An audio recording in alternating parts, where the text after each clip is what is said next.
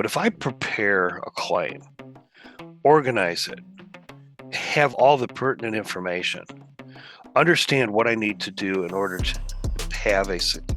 be considered a service connection, I have a greater chance of getting service connected or getting a disability level that's commensurate with what I have than if I just throw it in there and hope it fits.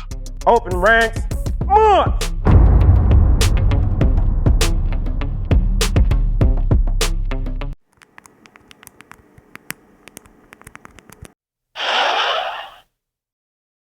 Doing my own claim, I followed the advice I gave you just a little bit ago about doing research and knowing what you're talking about.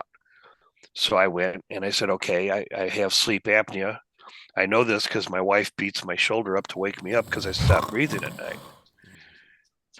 And then I looked, thank God for the internet system now. I don't have to go sit in a library, but I dug up sleep apnea. What are the causes? What are the symptoms? What are, and then I started doing an investigative search and I said, okay, well, let's back it up to where the basic thing starts. I have rhinitis. Okay, rhinitis causes congestion. The congestion then gets whatever virus, bacteria, whatever, then becomes an infection. Oh, right. Now I have sinusitis. Otitis media. and then I look at it and I go, okay, we're talking about obstructive sleep apnea. What happens with the sinusitis? Well, you have turbinates in your sinuses that secrete the mucus that cause the boogers, and those swell. They hypertrophy. Well, they're supposed to go back down to normal after the infection's over.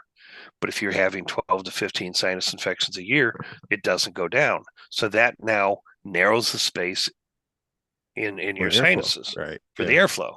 And then your tonsils swell up too. So now you got that in your throat. So I had surgery to roto-rooter the sinuses, fix the deviated septum, and had my tonsils taken out and a bunch of soft tissue. Okay. And the doctor stated emphatically that it was obvious that my airway was compromised and causes the sleep apnea.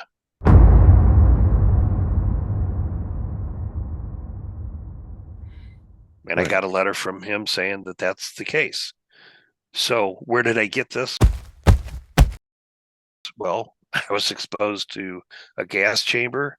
I was exposed to jet fuel on a flight line. I was exposed to diesel fuel in the motor pool. I was exposed to, so all this stuff together.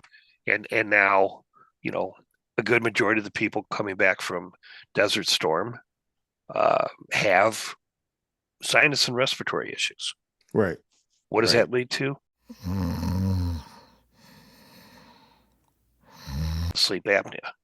Right. But I also have to show that to the VA. So I have to put that into perspective and maybe develop a timeline. Like, okay, diagnosed with rhinitis at this point, diagnosed with sinusitis at this point. Now I have a sleep study that says this. Boom. So you're saying then, for me to really put something in front of you, I have to do, the mindset is I have to do some work.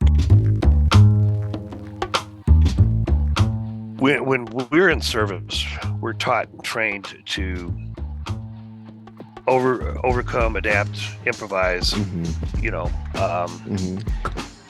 Why we lose that capability when we get out, I don't know. I never had somebody when I was in service who did something for me. Close ranks, march!